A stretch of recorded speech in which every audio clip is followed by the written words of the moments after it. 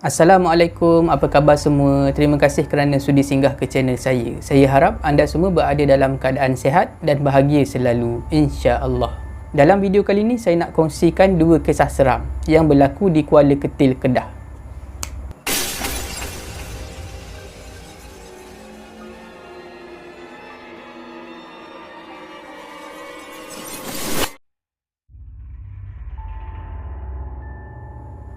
Untuk kisah pertama ni, saya akan gunakan nama samaran Rosdi, Asri dan juga Aizat.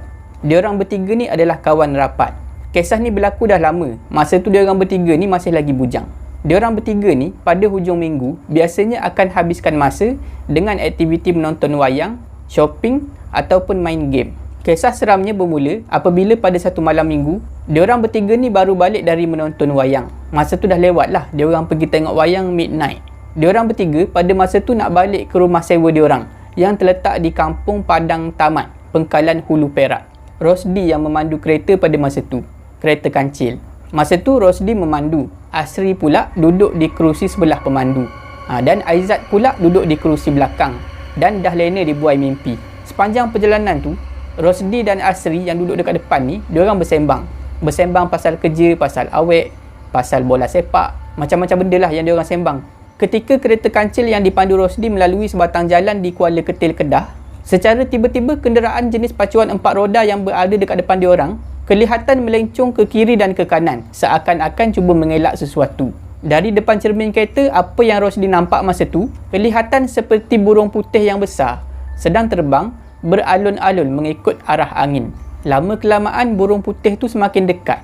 Dan bila Rosdi tengok betul-betul, barulah Rosdi sedar. Apa yang dilihat tadi bukanlah burung besar, tapi hanyalah kain putih yang besar dan terbang beralun-alun mengikut arah angin. Sebab itulah pacuan 4 roda dekat depan diorang tadi melencong ke kiri dan ke kanan. Rupanya driver pacuan 4 roda tu nak mengelak daripada terkena kain putih besar tu. Nasib diorang bertiga tak baik malam tu. Setelah pacuan 4 roda tu mengelak, secara tiba-tiba kain putih yang terbang tu hinggap ke bahagian bonet kereta kancil diorang. Dan pada masa itulah perkara pelik mula berlaku. Mula-mula memang kain tu nampak biasa je. Kain putih yang tersangkut dekat bonet. Tapi tak lama lepas tu, secara perlahan-lahan, kain tu seakan-akan memanjang. Seperti ada tangan manusia yang memegang kain tu dan terus menyelimuti kereta kancil yang Rosdi pandu. Rosdi dan Asri terkejut dan tergamam. Diorang berdua memang betul-betul panik pada masa tu. Kereta kancil yang Rosdi pandu bergelap akibat ditutupi oleh kain putih yang besar tu. Yang relax seorang je pada masa tu, si Aizat. Aizat yang duduk dekat kursi belakang yang tengah tidur tu. Rosdi masih ingat pada masa tu, dia memandu lebih kurang 80 km per jam. Perlahan je lah. Rosdi dan Asri masa tu dah ketakutan. Rosdi dengan suara terketar-ketar terus melaungkan azan. Serentak dengan laungan azan tu, kain putih yang menutupi kereta diorang mula terlepas secara perlahan-lahan dan terus melayang terbang menuju ke kawasan kebun getah di tepi jalan. Boleh nampak daripada dalam kereta, kain putih tu terbang melalui celah-celah dahan pokok getah. Rosdi dan Asri mengucap panjang dan menarik nafas lega sebab kereta yang dipandu berjaya dikawal dan tak terbabas di tepi jalan. Lepas tu Rosli kejutkan Aizat yang sedang lena tidur dekat belakang. "Woi Ijat, bangun!" Aizat pun terjaga. Rosdi pun mula membebel. "Woi, kau tahu tak? Kita nyaris aksiden tadi sebab ada kain putih tutup kereta kita. Nasib baik aku sempat azan. Kalau tak tahulah apa jadi dekat kita bertiga ni." Padahal masa tu Aizat masih lagi mamai, masih lagi blur sebab dia baru bangun tidur. Tak tahulah dia dengar ke tak apa yang Rosdi cakap. Asri pula cuma diamkan diri je. Mungkin sebab dia masih lagi rasa ketakutan dan tak berani nak bercakap. Diorang pun teruskan perjalanan. Bermula daripada situ dah tak ada apa-apa yang pelik berlaku. Sampailah diorang selamat tiba di rumah sewa diorang di Perak. Selepas kejadian tu, Rosdi ada bertanya pendapat perihal kain putih terbang tu kepada seorang pakcik di kampung dia. Pakcik tu memang tahulah pasal benda-benda macam ni. Kata pakcik tu, benda tu bukan kain, tapi sebenarnya adalah jelmaan satu makhluk yang dikenali sebagai langsui.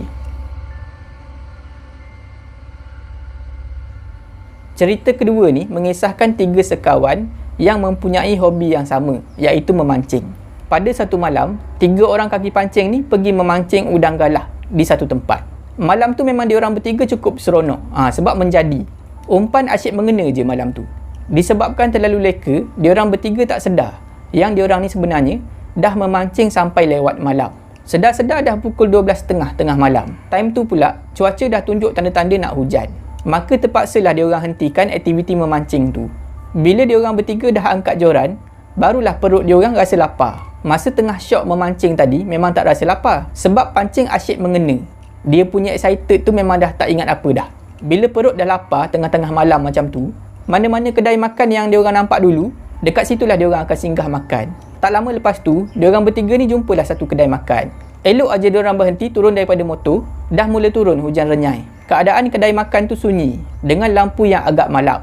Semua peralatan dan perabot dalam kedai tu nampak usang. Tak ada pelanggan lain selain diorang bertiga berada dalam kedai tu pada masa tu. Tapi 3 orang ni tak adalah fikir benda pelik-pelik. Diorang rasa tak ada apa yang mencurigakan dekat kedai tu. Cuma, mungkin kedai tu kedai lama sebab tu nampak usang. Tak lama lepas diorang duduk, datanglah seorang awek ni, pelayan kedai. Datang mengambil order. Awek tu cantik, tapi muka dia nampak murung. Pelayan tu langsung tak senyum. Yang 3 orang ni cuba juga nak menggatal, nak mengorat. Tapi awek pelayan tu buat tak tahu je. Muka awek tu nampak pucat. Tapi yang 3 orang ni anggap mungkin awek tu penat kerja ataupun dia tak sihat.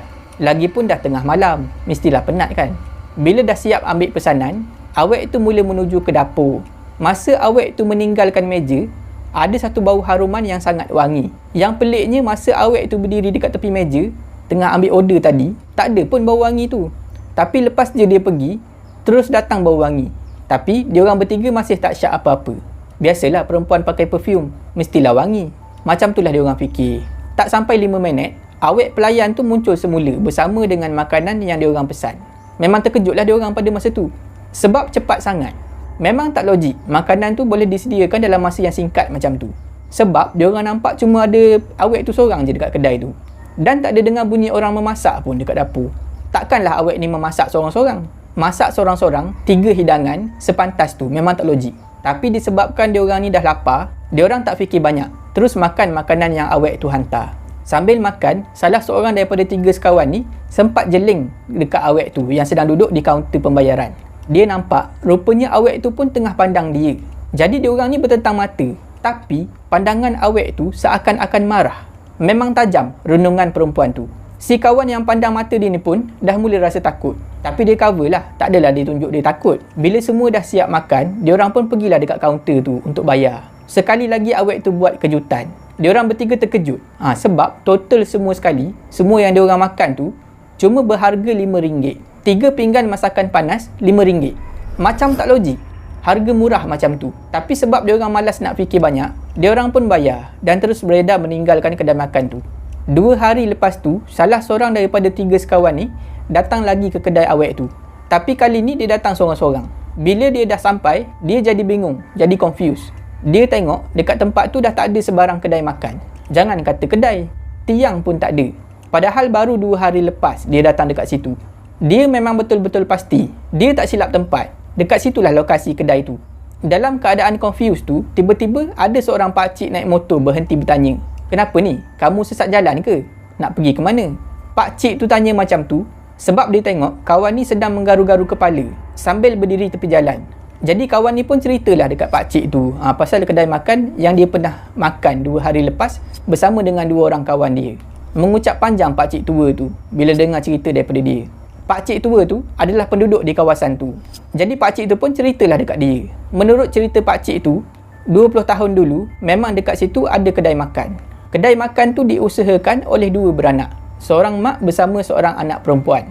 Tapi malangnya, berlaku satu kebakaran di kedai makan tu. Kedai makan tu musnah sepenuhnya. Dan 2 beranak ni tak sempat selamatkan diri. Dan meninggal dalam kebakaran tu. Macam itulah kata pakcik tu. Ramai yang dah terkena. Banyak yang termakan cacing dan benda-benda kotor dekat situ. Kawan yang mendengar ni terus terasa loya dan nak muntah.